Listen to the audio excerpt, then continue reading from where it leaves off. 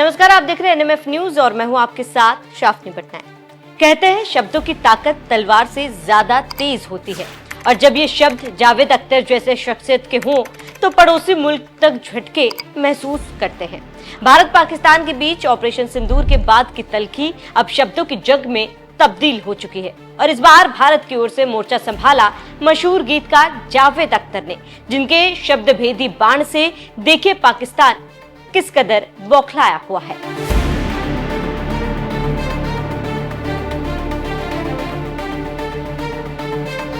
दरअसल पहलगाम में हुए आतंकी वारदात के बाद गीतकार जावेद अख्तर ने हाल ही में एक कार्यक्रम में पाकिस्तान को लेकर एक तीखा बयान दिया था और कहा था कि अगर मुझे पाकिस्तान और नर्क में से किसी एक को चुनना हो तो मैं नर्क को चुनूंगा।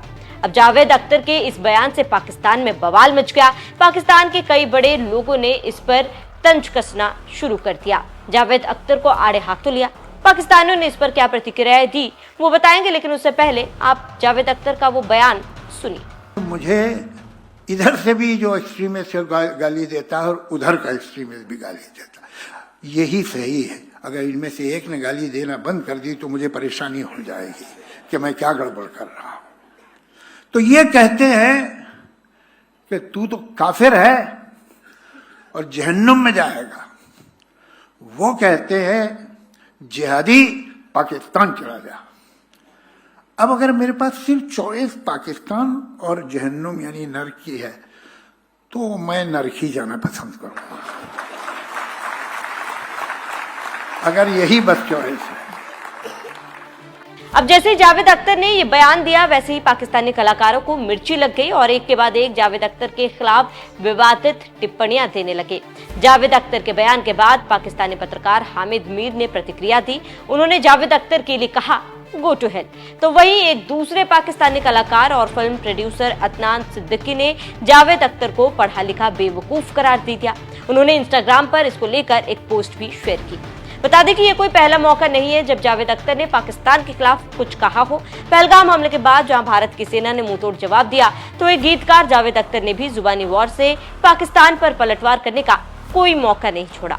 फिर चाहे वो पाकिस्तानी आर्मी चीफ असीम मुनीर को पागल बताना हो या पाकिस्तान की तुलना जहन्नुम से करने को लेकर हो।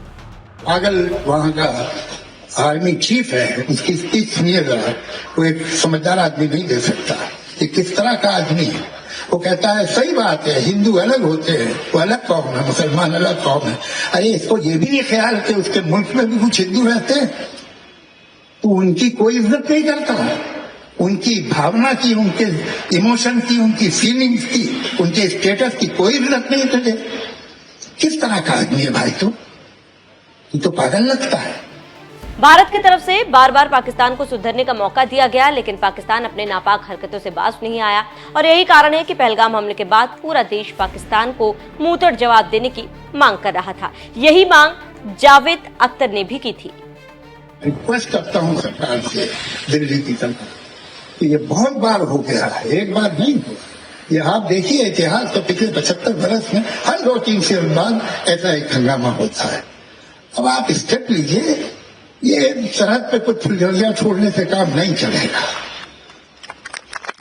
अब कोई सॉलिड स्टेप लीजिए, आप ऐसा कर दीजिए कि वो जो पागल वहां का आर्मी चीफ है उसकी स्पीच सुनिएगा, वो एक समझदार आदमी नहीं दे सकता।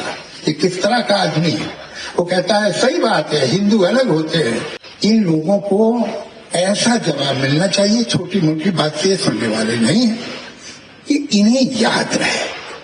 अभी तक इन्हें याद नहीं हुआ है।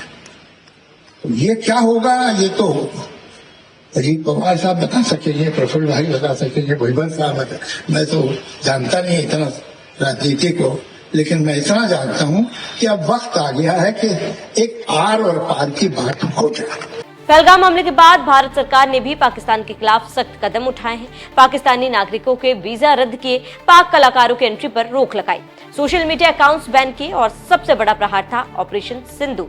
लेकिन इन सब के बावजूद पाकिस्तान है कि सुधरने का नाम नहीं ले रहा।